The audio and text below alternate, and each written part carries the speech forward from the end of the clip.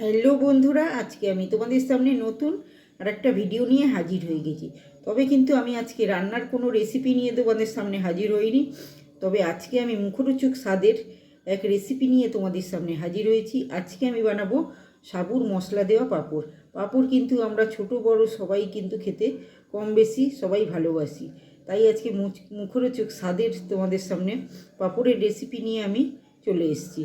তবে পাঁপড়ের রেসিপিটা বানানোর জন্য আমি এখানে 250 গ্রাম সাবু আগের দিন রাতে খুব ভালো করে ধুয়ে এখানে রেডি করে নিয়েছি, জলটাকে ঝরিয়ে নিয়েছি। আর সাবুর পাঁপড় বানানোর জন্য আর কি কি উপকরণ লাগছে তবে চলো দেখা যাক। মশলা দেওয়া পাঁপড়ের জন্য এখানে মশলা জিরে, মৌরি, জোয়ান, গোলমরিচের গুঁড়ো, চিলি ফ্লেক্স, সাদা তিল, নুন আর কালো জিরে, এই জিনিসগুলো লাগছে। সবার প্রথমে আমি যেটা করব, এবারে সাবুটাকে খুব ভালো করে আমি মিক্সিতে বেটে নেব। এখানে সাবুটা কিন্তু খুব ভালো করে বাটা হয়ে গেছে, এইভাবে ব্যাটারটা তৈরি হয়েছে। এবার আমি কিছুটা জল দিয়ে দেবো।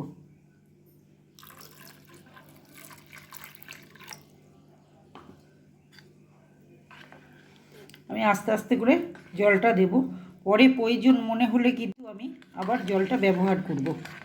এখানে সাবুর একটা ব্যাটার আমি তৈরি করে নিচ্ছি খুব ভালো করে। এবারে কী করে আমি পাঁপড়টা বানাচ্ছি তোমরা কিন্তু ভিডিওটা দেখতে থাকবে। এবার সাবুটাকে জাল দেওয়ার জন্য আমি এখানে একটা কড়াই গ্যাসেতে গরম করতে বসিয়ে দিয়েছি।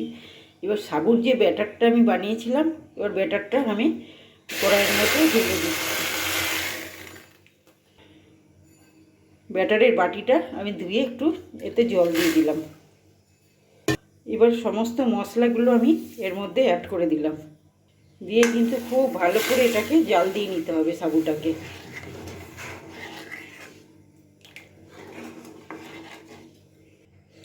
এবার খুব ভালো করে কিন্তু এটা নাড়াচাড়া করতে হবে যতক্ষণ না জাল হচ্ছে, কিন্তু এরকমভাবে নাড়াচাড়া করেই যেতে হবে, না হলে কিন্তু সাবুগুলো দলা পেকে যাবে। এইভাবে নাড়াচাড়া করে বেশ কিছুক্ষণ এটাকে জাল দিয়ে নিতে হবে। সাবুর কালারটা কিন্তু চেঞ্জ হয়ে গেছে, তোমরা দেখেই বুঝতে পারছো। এটাকে আরেকটু নাড়াচাড়া করে নিতে হবে। ব্যাটারটা আরেকটুখানি ঘন হলেই এটাকে নামিয়ে দিতে হবে।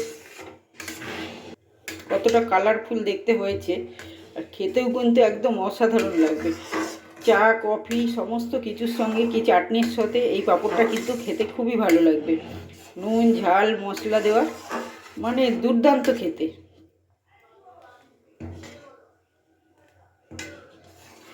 সাবুর ব্যাটারটা কিন্তু আমার এখানে রেডি হয়ে গেছে।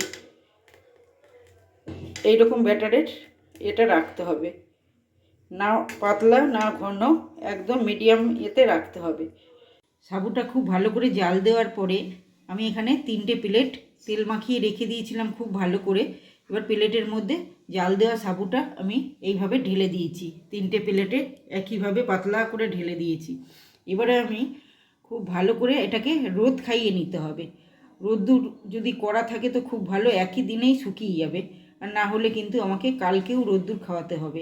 দেখছি কতটা কি হয়, রোদ্দুরটা কতটা জোর থাকে, সেই হিসাবে কিন্তু আমার পাঁপড়টা রেডি হবে। সাবুর মশলা পাঁপড় বানানোর জন্য আমি যে ব্যাটারটাকে আমি 3টে প্লেটের মধ্যে ঢেলে আমি রোদে দিয়েছিলাম, কিন্তু ওটা এক রোদে ভালো শুকনো হয়নি, কিন্তু এটা 2 রোদে খুব ভালো হয়ে গেছে। একদম শুকনো খটখটে হয়ে গেছে, তোমরা দেখেই বুঝতে পারছো এতটাই শক্ত হয়েছে। এটা 2টো প্লেটের মানে শুকিয়ে এরকম অল্প ছোট মতো হয়ে গেছে। এগুলোকে কিন্তু এইভাবে ভেঙে তারপর টুকরো টুকরো করে তারপরে তেলেতে কিন্তু ভাজতে হবে। আর একটা থালায় যে ছিল, এটা আমি কাঁচা অবস্থাতেই উল্টাতে গিয়ে এরকম ভেঙে টুকরো টুকরো হয়ে গেছে, বুঝতে পারছো। এবার আমি পাঁপড়গুলোকে ভালো করে টুকরো করে তেলের মধ্যে ভেজে নেব। আর এতটা মানে কি বলবো, একটা সুগন্ধ বেরিয়েছে কি বলবো। তবে পাঁপড়টাকে আমি টুকরো করে ভেজে নিচ্ছি। পাঁপড়গুলো ভাজবার জন্য একটা কড়াই গরম করতে বসিয়ে দিয়েছি। এবার কড়াইতে দিয়ে দিচ্ছি কিছুটা সরষের তেল। আর এদিকে আমি পাঁপড়গুলোকে ভেঙে ছোটো ছোটো করে নিয়েছি, টুকরো টুকরো করে নিয়েছি। এদিকে তেলটাও আমি গরম করতে বসিয়ে দিয়েছি। তেলটা কিন্তু খুব ভালো করে গরম হয়ে গেছে। এবার আমি পাঁপড়টাকে এর মধ্যে দিয়ে দিচ্ছি, 2-4টে টুকরো দিয়ে দিলাম।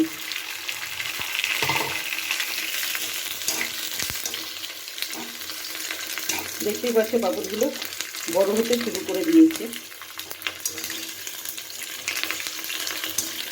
মানে এতটা সুন্দরভাবে আমি নিজেও বুঝতে পারিনি যে এতটা ভালো হবে। যেমন সুন্দর টেস্টি খেতে, তেমনি কিন্তু অসাধারণ একটা সেন্ট বেরিয়েছে।